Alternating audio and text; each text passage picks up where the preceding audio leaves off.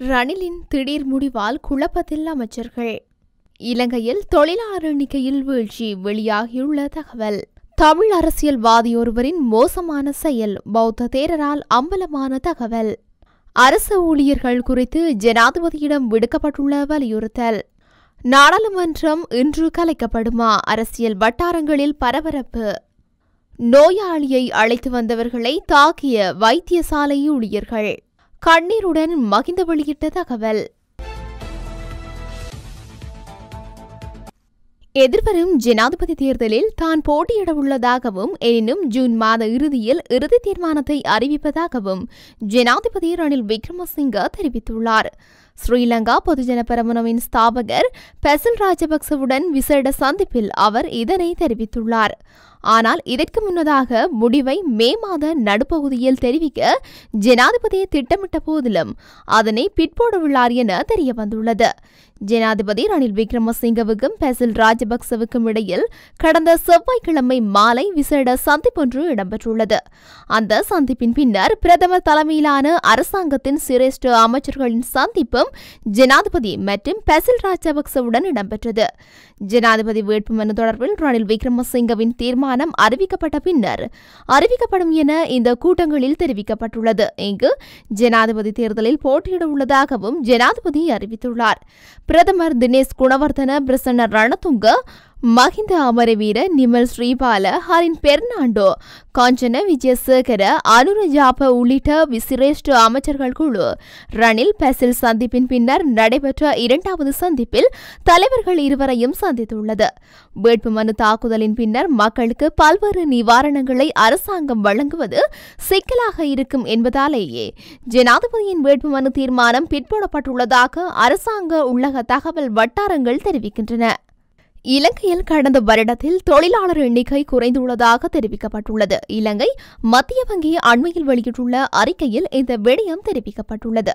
அந்த அறிக்கையில் 2022ஆம் ஆண்டின் பொருளாதார ரீதியாக 8.54 மில்லியனாக இருந்த தொழிலாளர் எண்ணிக்கை கடந்த ஆண்டு 8.40 மில்லியனாக குறைந்துள்ளது. தொழிலாளர் பங்களிப்பு விகிதம் 2022ஆம் ஆண்டில் 49.8%இலிருந்து 2023இல் 48.6% சரிவடைந்துள்ளது.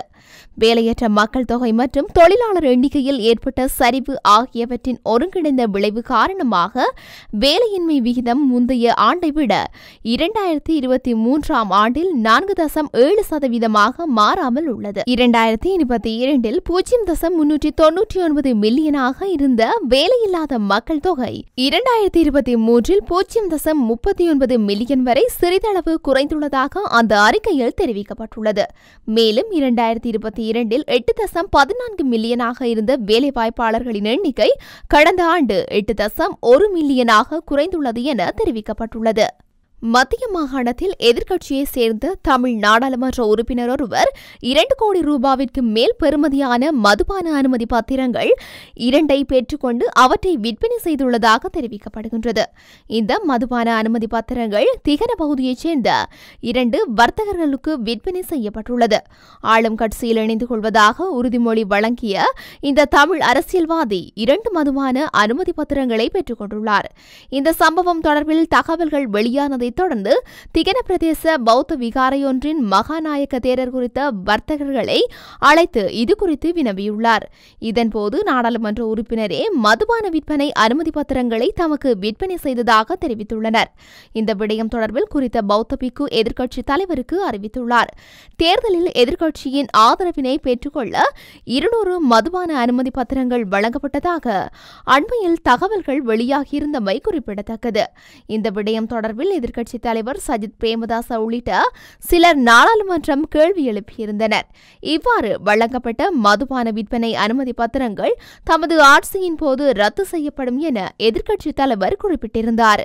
அரசு நிறுவனங்களின் ஊழியர்களின் உரிமை மற்றும் நலன் பாதுகாக்கப்பட வேண்டும் என்பதை ஜனாதிபதியிடம் வலியுறுத்தியுள்ளோம் என ஆளும் தரப்பின் நாடாளுமன்ற உறுப்பினர் காமினி லோகுகே தெரிவித்துள்ளார்.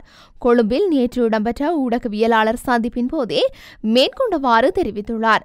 அவர் மேலும் கூறியதாவது, வெளிநாட்டு முதலீடுகளுக்கும் அரச நிறுவனங்கள் மறுசீரமைப்புக்கும் நாங்கள் எதிர்ப்பு தெரிவிக்கவில்லை. நட்டமடையும் அரச நிறுவனங்களை மறுசீரமைப்பதற்காக குறிப்பிட்டுக் கொண்டு லாபமடையும் அரச நிறுவனங்களை மறுசீரமைக்கும் செயற்பாடுகள் மாத்திரமே முன்னெடுக்கப்படுகிறது. அரசு நிறுவனங்களை தனியார் மயப்படுத்தும் செயற்பாடுகளுக்கு ஒருபோதும் ஒத்துழைப்பு வழங்க மாட்டோம். மே தின கூட்டத்தை பிரம்மாண்டமான முறையில் கொண்டாடவுள்ளோம். பெருமளவான தொழிலாளர்களை உள்ளடக்கிய வகையில் மே தின கூட்டத்தை நடத்தி எமது பலத்தை உறுதிப்படுத்துவோம். மே தின கூட்டத்தின் போது முக்கிய அரசியல் தீர்மானங்கள் அறிவிக்கப்படும். ஜனாதிபதி ரணில் விக்ரமசிங்கவை நாங்களே தெரிவு செய்தோம். அவர் தலைமையிலான அரசாங்கத்தை தோற்றுவித்துள்ளோம். ஆகவே எமது கோரிக்கைகள் மற்றும் நிலைப்பாடுகள் தொடர்பில் அவர் கவனம் செலுத்த வேண்டும் என கூறியுள்ளார். நாடாளுமன்றம் இன்று கலைக்கப்படவுள்ளதாக அரசியல் வட்டாரங்களில் பெரும் பரபரப்பு ஒன்று பரவியுள்ளது. பொதுஜன பெரமுன ஸ்தாபகர் பெசில் ராஜபக்ச அண்மையில் இந்திய தூதுவர் சந்தோஷ் ஜாவுடன் திடீர் சந்திப்பொன்றை நடத்தியிருந்தார். அதன் பின்னணியில் நாடாளுமன்றம் கலைப்பு தொடர்பான விவகாரம் இருக்கக்கூடும் என்றும் இன்று பெரும்பாலும் நாடாளுமன்றம் கலைக்கப்படலாம் என்றும் சமூக வலைதளங்களில் மட்டுமன்றி அரசியல் வட்டாரங்களிலும் பெரும் பரபரப்பு தொற்றியுள்ளது. எனினும் அரசாங்கத்தின் உயர்மட்ட தகவல்களின் பிரகாரம் தற்போதைக்கு நாடாளுமன்றத்தை கலைக்கும் உத்தேசம் இல்லை என்றும் அமைச்சரவையில் சிறியதொரு மாற்றம் நிகழ்வதற்கான வாய்ப்புகள் மட்டும் காணப்படுவதாகவும் தெரிவிக்கப்பட்டுள்ளது.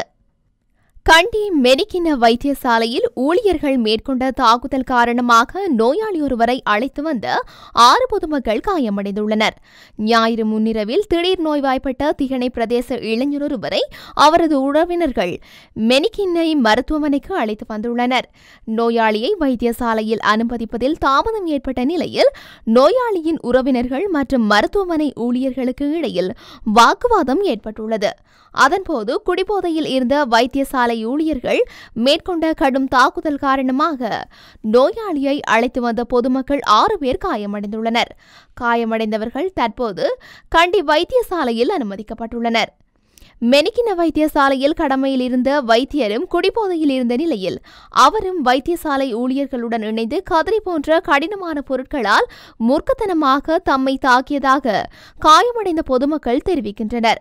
சம்பவம் தொடர்பில் போலீசாருக்கு கிடைத்த தகவலின் பேரில் அங்கு வந்த போலீஸ் உத்தியோகத்தர்கள் இருதரப்பையும் சமாதானப்படுத்தி காயமடைந்தவர்களை கண்டி வைத்தியசாலைக்கு எடுத்துச் செல்ல உதவியுள்ளனர். சம்பவத்தின் போது நோயாளியை அழைத்து வந்த பொதுமக்களின் வாகனங்கள் சிலவும் அடித்து நொறுக்கப்பட்டுள்ளது. சம்பவம் தொடர்பில் இருதரப்பையும் விசாரணைக்குட்படுத்தி வாக்குமூலங்களை பதிவு செய்ய போலீசார் நடவடிக்கை மேற்கொண்டுள்ளனர். அறகலைய போராட்டத்தின் போது எரித்து நாசமாக்கப்பட்ட ஸ்ரீலங்கா பொதுஜன பெரமுன நாடாளுமன்ற உறுப்பினர் ஜான்ஸ்டன் பெர்னாண்டோவின் குருநாகல் வெல்கொடவில் கட்சி அலுவலகம் மீள திறக்கப்பட்டுள்ளது. இந்த நிலையில் புதிதாக கட்டப்பட்ட அலுவலகம் முன்னாள் ஜனாதிபதி மஹிந்த ராஜபக்சவினால் நேற்று திறந்து வைக்கப்பட்டது. எனினும் மஹிந்த ராஜபக்ச இந்த நிகழ்விற்கு வருகை தருவதை நிகழ்வில் கலந்து கொண்டிருந்த பெரும்பாலானோருக்கு முதலில் தெரியாது. தேசிய அமைப்பாளர் நாமல் ராஜபக்ச தலைமையில் இந்த நிகழ்வு நடைபெறும் என முதலில் கூறப்பட்டது. முன்னாள் ஜனாதிபதியின் எதிர்பாராத வருகை நிகழ்வில் சிறப்பம்சமாக அமைந்தது. மஹிந்த ராஜபக்சவின் திடீர் வருகையால் பெருந்திரளான மக்கள் அவரை வரவேற்க முற்பட்டுள்ளனர். இலங்கை வரலாற்றில் அதிக வாக்குகளை பெற்ற பிரச்சாரத்தை நான் இந்த அலுவலகத்தில் இருந்துதான் ஆரம்பித்தேன் என மஹிந்த ராஜபக்ச கண்ணீருடன் நினைவு கூர்ந்தார். இந்த அலுவலகம் முன்பை விட இன்று அழகாக இருக்கின்றது என மக்களிடம் அவர் மேலும் தெரிவித்துள்ளார்.